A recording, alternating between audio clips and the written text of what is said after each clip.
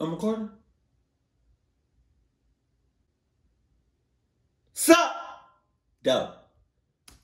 Today's story is about a man and his quest for the perfect photo. He would eventually get it, but it would cost him dearly. We will show you his picture at the end of today's video. But before we get into today's story, if you're a fan of the strange, dark, and mysterious delivered in story format, then you've come to the right place because that's all we do, and we upload once a week. So if that's of interest to you, please offer to buy the like button a brand new set of AirPods, but just give them regular earbuds with the cords. Oh no! Also, please subscribe to our channel and turn on all notifications so you don't miss any of our weekly uploads. Okay, let's get into today's story.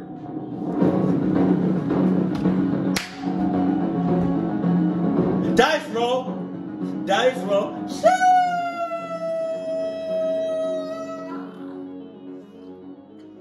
Saturday, April 25th, 1987 was a beautiful spring day in the mountains of northwest Montana.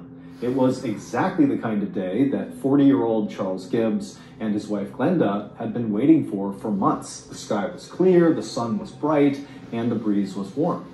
And so, at around 9 a.m. that morning, Charles and Glenda had a quick breakfast inside of their house in the rural city of Libby, and then they started stuffing their backpacks full of their hiking equipment. Charles and Glenda were going to go to Glacier National Park, which is a 1 million acre wilderness preserve with alpine meadows, forests, rivers, and lakes that are so bright and crystal blue, they almost look like they're glowing. The park is ringed by snow-covered mountains, and it's dotted with glaciers, which are huge masses of pure ice that jut up out of the rock and make you feel like you've stumbled onto some ancient frozen planet. The park is actually so otherworldly that when Hollywood producers were looking for a location to shoot the heaven scene in the big movie What Dreams May Come, they chose Glacier National Park as their location. And for Charles and Glenda, this place practically was heaven. It was the place they went all the time to go hiking, especially on beautiful sunny spring days.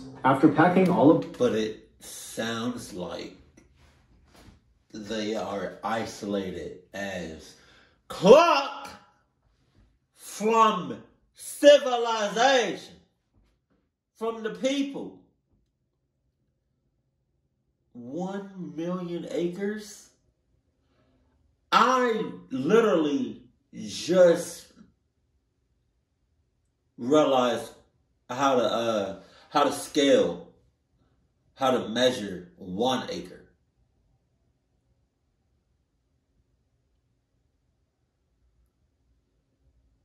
And we went to like some wedding venues that had like 20, almost 30 acres, and I'm like, God damn.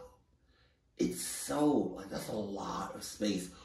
1 million acres? Oh my God. I can't imagine.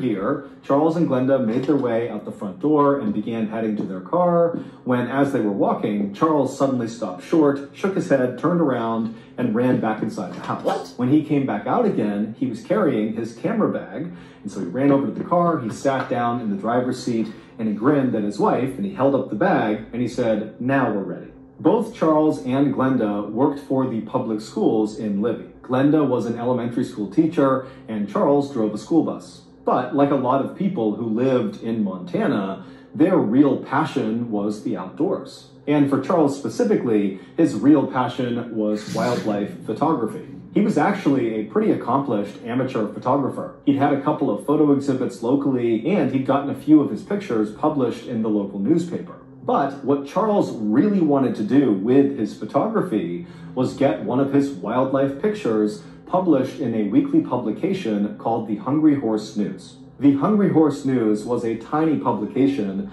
but they had won a Pulitzer Prize, which is the highest award for American journalism. And the Hungry Horse News was famous for its nature photography. Charles had been submitting his work for years to the Hungry Horse News, but the editor kept rejecting them, telling Charles that his photos were totally beautiful, but they weren't dynamic enough. Nothing was happening in these photos. And so that morning, on the couple's drive to Glacier National Park, Charles began talking out loud to Glenda about what strategy he was going to use for his photographs during their hike. You know, what route they were going to be on and what was the best angle to take certain pictures. And as Glenda listened to Charles, she just smiled to herself because it was like no matter how many times Charles got shot down by the Hungry Horse News, she knew he was never going to give up. And so she loved his determination and just unflappable attitude about his craft. At around 11 a.m., Charles and Glenda pulled off the highway and began heading towards the trailhead where they would start their hike that day, which was located at the base of Elk Mountain on the southern border of the park. The route they had chosen for that day was not one of the most popular at the park. And the reason for that was the trail was really steep, and in certain parts of it, it was fairly overgrown. And so really only the most hardcore hikers would go up this trail, of which there weren't that many. And so Charles and Glenda were used to being on this trail and seeing no one. But they preferred it that way. They loved being alone out in nature. Finally, they reached the gravel parking lot right at the trailhead, and Charles parked their car, and then he and Glenda hopped out, they grabbed their bags, and then began walking on this trail. The first mile of this trail brought the couple out along an abandoned road, and then over some railroad tracks, and then out into this beautiful field full of white flowers. I get so much anxiety. I get so much stress.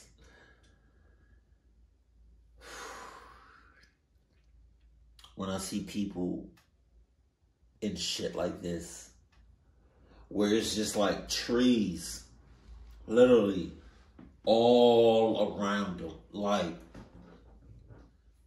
they're just in the wilderness. Oh my God. Cause you don't know, like, I don't know, like, what's out there, like, that's scary. Oh my God. It could be something beautiful or it could be something evil. And I'm just like, God, how are you? Oh, God. That's being out there in the wilderness, that's not for everybody. You know, and I'm not talking like you going like on a school field trip or the Boy Scouts, you know. I'm talking about you in a literally like 3 or 4 other people, and y'all just go out in the wilderness. Y'all not following no path. There's no trail. Y'all just going. Oh my God.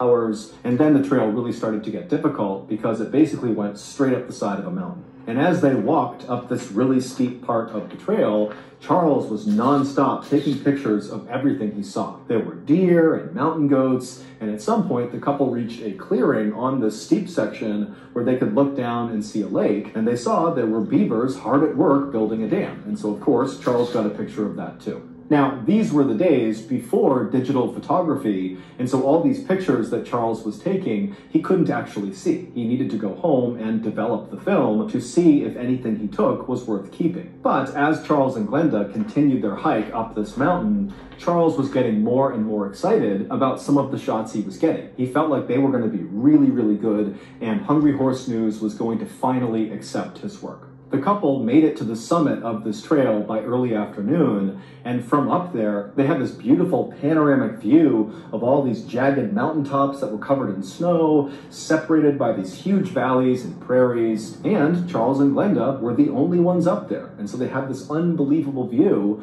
all to themselves. Shit. And so the couple would eat the lunch that they brought with them while sitting on this rocky outcropping, kind of looking out over this stunning view, and then when they were done, they packed up their stuff and began heading back down because they knew they wanted to get off of this trail and out of the park before sundown. It was just about 5 p.m. when Charles and Glenda had reached the final slope of this steep section of the trail, and they were getting closer and closer to that big open field with the white flowers. And as they're going down this last section of steepness, Charles suddenly grabs Glenda and stops her and puts his fingers to his lips and then turns around and points behind him. Charles was visibly excited about whatever he was pointing at, but when Glenda looked in the direction he was pointing, she couldn't see anything, but she obviously knew that whatever he was pointing at, Charles wanted to take a picture of it. Now, Glenda, by this point, was really tired from the hiking and just wanted to go back to the car and go home. I mean, after all, Charles had taken dozens and dozens of pictures that day, like we don't need to get one more.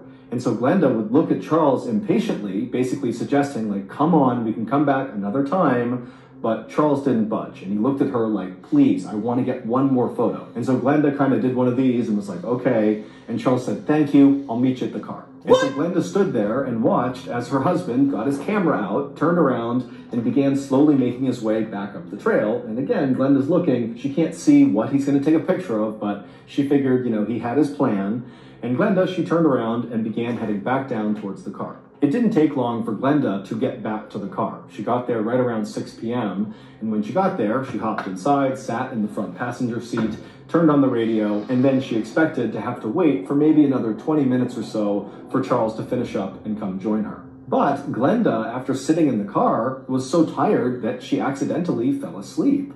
And when she woke up again, she was kind of disoriented, and immediately she looked to see if her husband was in the car with her, and he wasn't. And she's looking outside, it's getting pretty dark out. She glanced at her watch, it was 7 p.m., which means Charles had left her for at least an hour by this point. And she's thinking, there's no way Charles would have been gone for an hour. He would never do that. He would never leave me alone like that. And so Glenda began glancing around her, kind of half expecting to see Charles just outside of their car, doing something, but she was all alone. There was no other hikers or cars. Charles wasn't there.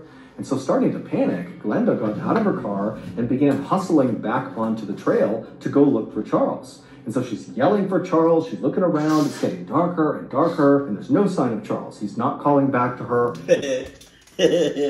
All right, so I was just thinking about, because, it's been a little minute since her husband came back, but he was pointing like at the top of the hill, but she couldn't see what he was pointing at.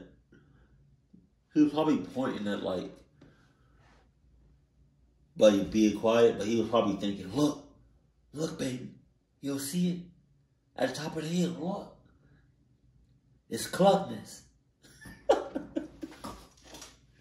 Just totally silent. She walks along the abandoned road, she reaches the railroad tracks, she gets into that meadow with the white flowers, and still there's no sign of Charles. And she gets to the base of that steep section of the trail, and she's looking up at all these trees and how dark it was getting, and she's thinking to herself, if Charles is in trouble somewhere up there, there's no way I can help him by myself in the dark with no equipment, no one knows I'm here. I mean, this is an emergency and I need help. And so Glenda would scream a few more times for Charles, and after not hearing any response, she turned and ran all the way back to her car. She turned it on and she drove to the nearest ranger station.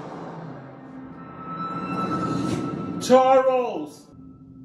When she got there, she ran inside and immediately told the ranger where her and Charles had been, which trail they were on, and where roughly they were on this trail when she had gone to the car and Charles had turned around and gone uphill to take a picture of something. And as Glenda told the ranger all these details about where they were inside of the park, he really started to look worried. And when Glenda was done explaining, he told her that, yes, we need to go right now and look for your husband, but I can't have you on that trail. It's too dangerous. And so this ranger had Glenda wait at the ranger station, and the ranger, by himself, headed back to the trailhead to go looking for Charles. And so the ranger, he gets to the trailhead, he hops out, he's got a rifle and a flashlight, and he begins walking along this trail, and by now, it's dark out. And so he's looking straight ahead with his flashlight and scanning side to side. He's calling out for Charles, and he's walking this trail. He gets all the way across the train tracks, through the meadow, and he gets to the steep section, and he actually begins going up this part of the trail until roughly the area where Glenda had described Charles going one way and her going back down. And when he got there, there was no sign of Charles, and so the ranger just took his rifle and fired 3 shots into the air, hoping that that might get Charles, if he was in the area, to hear him and call out or do something to indicate where he had gone. But after firing his gun, the ranger heard nothing. By this point, it was approaching midnight, it was totally pitch black outside, and the ranger knew that at this point, Charles was missing, and they really needed to organize a true search party to try to find him. But they would have to do that the next morning when they had light again. And so the ranger called out a few more times for Charles, and after not hearing anything, he reluctantly turned around and made his way back to his truck and drove back to the ranger station, where he would tell Glenda that he could not find her husband and they would now have to wait for sunrise. At sunrise the next morning, 20 searchers arrived at the trailhead where Charles and Glenda had been, and these searchers had dogs, and all the dogs had Charles's scent from some clothes that was in Glenda's car. And so this big search team very slowly and methodically began moving down this trail. And so they went across the abandoned road, over the train tracks, through the meadow with the white flowers. They got to the steep section of the trail, and they got all the way up to that point where Charles and Glenda had separated, and Charles had gone uphill to do whatever he was going to do. And it was at that point on the steep section that one of the searchers' dogs picked up Charles's scent and took off running uphill. And the searcher, whose dog this was, took off running after the dog. And the dog, it went up for a little while, up this steep rocky outcropping, and then it turned and began going down again until it reached a different meadow, so not the same one they walked through with the white flowers. This was farther away to the right, and in this meadow, the dog, who still very much had the scent, began to slow down, and it went straight for this tree. It was kind of a standalone tree right at the base of this steep section, and this tree had low hanging branches, maybe 5 feet off the ground, and the dog went right up to the tree, and then it stopped for a second, and the searcher by this point had caught up to the dog, and so he's looking at this tree, and he sees the ground looks really disturbed, and there's deep gouges in this tree, and then the dog went around this tree and sprinted another 50 feet or so, and then stopped, like it had found something. And when the searcher caught up to his dog, he looked down and he found what they feared the most. It was Charles, and he was deceased. Oh. His body was totally mangled. His arms and legs were eaten away. There were deep cuts and gouges all over his body. Oh my God! There was a blood trail from Charles all the way back to this tree. Also, just a few feet from Charles's outstretched hand was a camera, Charles's camera. Now, it was obvious that something horrific had happened to Charles, and there were clear signs of a struggle that took place near this tree, and then also over here where he was found, there were clear marks on the ground that there was some sort of fight that happened right here. But interestingly, Charles was carrying a gun, but it appeared that he did not unholster it and he didn't fire it. Instead, it almost looked like whatever was happening to Charles, he refused to put his camera down, which is why it was so close to his hand when he finally died. And so it was decided that the only way to determine what happened to Charles would be to develop his camera, to figure out what he was taking pictures of before he died. And so authorities would send off Charles's camera roll to be developed, and 2 weeks later, when they got it back, they couldn't believe what they saw. The photos very clearly told the story of what happened to Charles. This is what happened after Charles left his wife on that trail. When Charles stopped his wife and signaled to her that he wanted to take one more picture up the trail, he had found a photographic opportunity of a lifetime. The warm spring weather that had drawn Charles and Glenda out of their house to Glacier National Park had also woken the grizzly bears in the park from their hibernation. Oh, shit. And what Charles had seen up the trail was a mother grizzly bear and her 3 cubs. The first few photographs... Regardless, I see up. Regardless, I feel like if you come in with good intentions or not, you do not mess with the mother's offspring, with the mother's children, with the like, you do not mess with her kids, whether you have good intentions or not. Like, Jesus. And I feel like bears are just, like a mama bear is just more overprotective. Like, God. Yeah.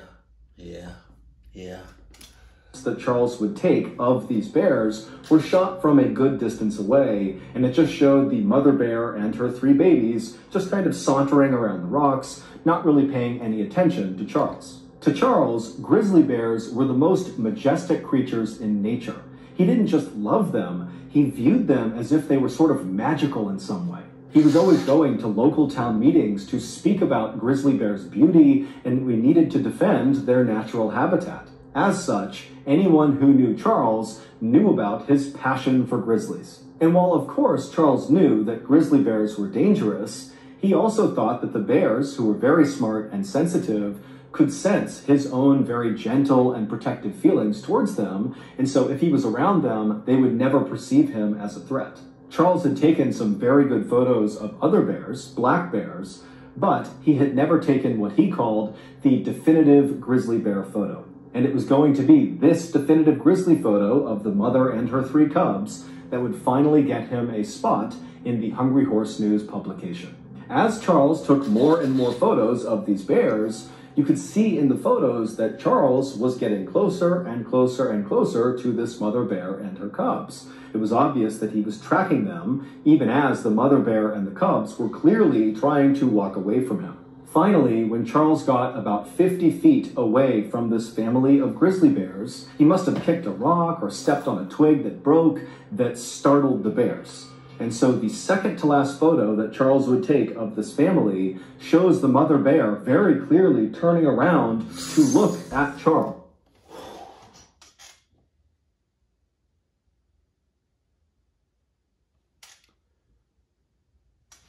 Mama bear looking at him like, what's up with you? Huh? What's up with you? Where you at? What you got? Huh? I tried to walk away. I tried to mind my business. Me and my cubs. But you kept getting closer and closer and closer. Now what's up, nigga? I'm right here. I stopped dead in my tracks. You close as shit right now. What's up with you? Oh. And she's making perfect eye contact with him, as is one of her cubs. Charles would take one more photo. And in this photo, you can see the bears are not just staring at Charles, they are running towards him. They are charging him. And it was likely after taking this photo that Charles realized the danger he was in. At this point, Charles tried to make a run for it by running down the side of this mountain. He got down to that tree with the low-hanging limbs, and he attempted to climb up into it, maybe hoping he could get one more picture of the bear if they would just leave him alone. But the mother bear and her cubs, they came charging down. They saw him up in the tree, and the mother bear began climbing into the tree, and she reached Charles. Now, she likely weighed about 400 pounds, and when mother grizzly bears are defending their young, they are absolutely merciless. And so she must have grabbed him or bit onto him and yanked him from the tree. And Charles somehow, after being pulled to the ground and getting slashed and bit by this bear, he managed to break away from her, as we can tell from the blood trail, and he made it about 50 feet away from this tree before the bear chased him down again, jumped on top of him, and killed him. When authorities figured out that Charles had managed to briefly get away from this mother grizzly bear and made it 50 feet away from her, they wondered why he hadn't pulled out his gun and shot at the bears to defend himself. But Charles's wife, Glenda, said it made perfect sense that Charles had not tried to harm this grizzly bear or her cubs. He loved grizzly bears, and he would never dream of leaving these 3 cubs without their mother. After Charles's death, the Rangers did not attempt to track down this bear and her cubs and do anything to the bears, because they felt like the bears were just acting like bears, and it was Charles who was in the wrong. And Charles's family and friends would say that is a decision that Charles would definitely support. Charles's photos of the grizzly bear family were published in the Hungry Horse News alongside an article about his death. So that's going to do it. If you enjoyed today's story, be sure to check out our podcast. We have over 100 episodes. Many of them are exclusive to the podcast, so you can't get them on YouTube. The podcast is just called the Mr. Ballin Podcast, and it's available exclusively on Amazon Music. You know,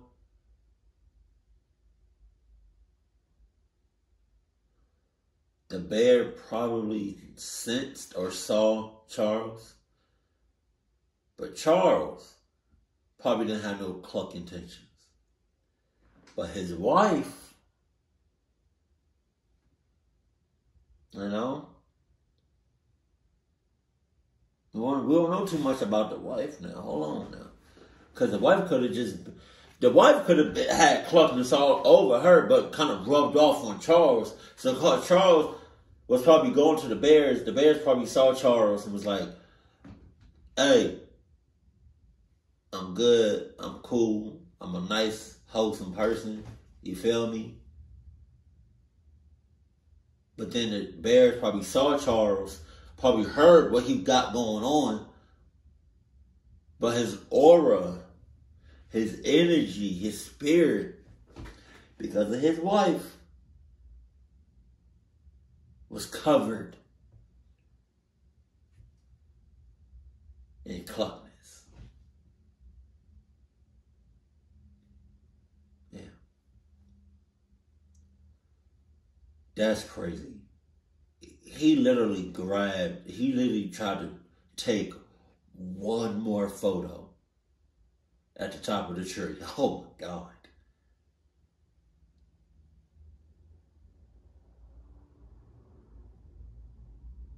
That's crazy.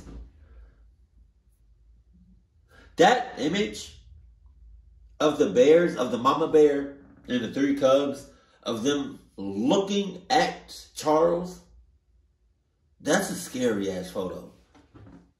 That's scary. Like, he couldn't like zoom in or anything. Like, that's crazy.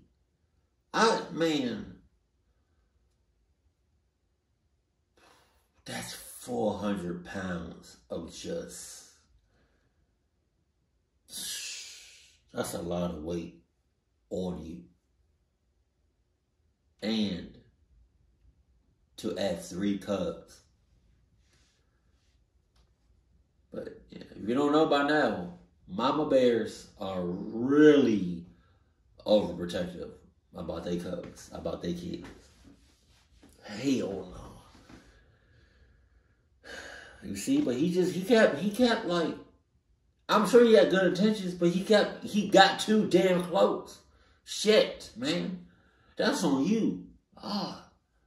Sorry, not sorry. Keep it cool, keep it classy, and I love you. Stay happy. My family. I'm glad they really didn't try to find the bear and shot the bear. You know, I'm glad that they realized that he was in the wrong. He was too damn close.